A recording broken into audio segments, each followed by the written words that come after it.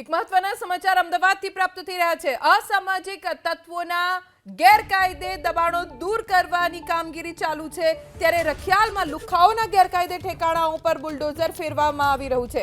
આરોપી સમીર ચિકનાનો ગેરકાયદે અડ્ડો નેસ્તનાબૂદ થશે। ગરીબનગર નજીક અકબરનગરના છાપરામાં સમીરનું ઘર આવેલું છે। ચુસ્ત પોલીસ બંદોબસ્ત સાથે ડિમોલિશનની કામગીરી કરવામાં આવી રહી છે। અગાઉ ફઝલના ગેરકાયદે બાંધકામ પર ફરી વળ્યું હતું બુલડોઝર। વધુ જાણકારી અમારા સંવાદદાતા રાજલ બારોટ પાસેથી પ્રાપ્ત કરીશું। રાજલ, પોલીસે સ્પષ્ટ કરી દીધું છે કે અમદાવાદના એક ગુંડાને પકડીને તેના ગેરકાયદે દબાણો ઉપર બુલડોઝર ફેરવી દેવાશે। હાલ શું કાર્યવાહી? ધ્વનિ, અત્યારે અમે લોકો અલ્તાફનો જે ગેરકાયદેસર જે મકાન છે, કારણ કે થોડાક સમય પહેલાં પણ તેના જે ગેરકાયદેસર મકાન હતું તેને તોડી પાડવામાં આવ્યું હતું, તેના પર બુલડોઝર ચડાવી લેવામાં આવ્યું હતું। આજે પણ આ ત્રણ ગુનેગાર, જેમાં ફઝલ, અલ્તાફ અને સમીર ચિકના જે છે, તેના મકાન ઉપર અત્યારે જે ગેરકાયદેસર જે બાંધકામ કરવામાં આવ્યું છે તેના ઉપર બુલડોઝર છે તે ફેરવવામાં આવી રહ્યું છે।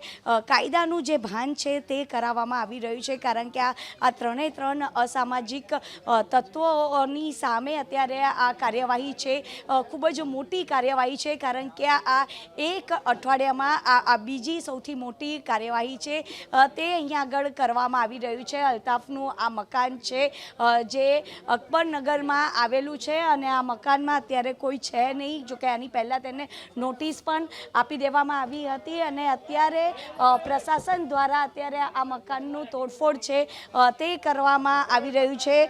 લુખ્ખા તત્વની સામે હવે દાદાનું જે બુલડોઝર છે તે ચલાવવામાં આવશે। હવે કોઈને બક્ષવામાં નહીં આવે। ખાસ કરીને પ્રશાસને જે લાલ આંખ કરી છે, ત્યારે આપ જોઈ શકો છો અહીં આગળ પોલીસની સાથે અહીં આગળ પ્રશાસનની જે ટીમ છે તેની આ કાર્યવાહી છે તે કરવામાં આવી છે। પહેલાં ટાંટ્યા તૂટ્યા અને હવે ત્યારબાદ ઘર તોડવામાં આવી રહ્યા છે। ખાસ કરીને ખૂબ જ આ મોટી જે કાર્યવાહી છે તે કરવામાં આવી છે। આજુબાજુનો જે વિસ્તાર છે તે પણ ધ્વનિ અહીંયા આગળ ખાલી કરવામાં આવ્યો છે કે કોઈને ઈજા ના થાય તેના માટે। આપણી સાથે પ્રકાશભાઈ ગુર્જર છે, તેમની સાથે વાત કરીશું। પ્રકાશભાઈ, જે રીતની કાર્યવાહી કરવામાં આવી રહી છે, શું સંદેશ?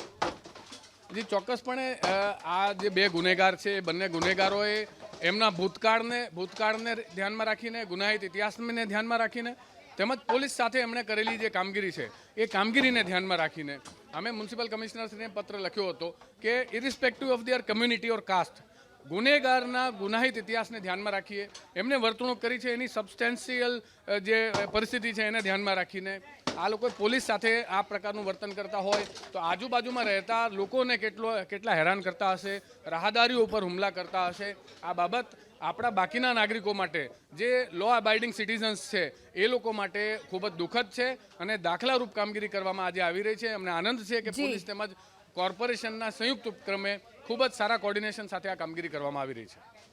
અહીંયા આગળ આપ જોઈ રહ્યા છો, ઘર તોડવામાં આવી રહ્યું છે અને જે લોકો કાયદામાં નહીં રહે તેને જો ભાન કરાવવા માટે આ પોલીસ દ્વારા તેમજ એસ્ટેટ વિભાગ દ્વારા આ બહુ મોટી અને મહત્વની જે કામગીરી છે તે કરવામાં આવી રહી છે। ધ્વનિ, રાજલ, આભાર જાણકારી આપવા માટે।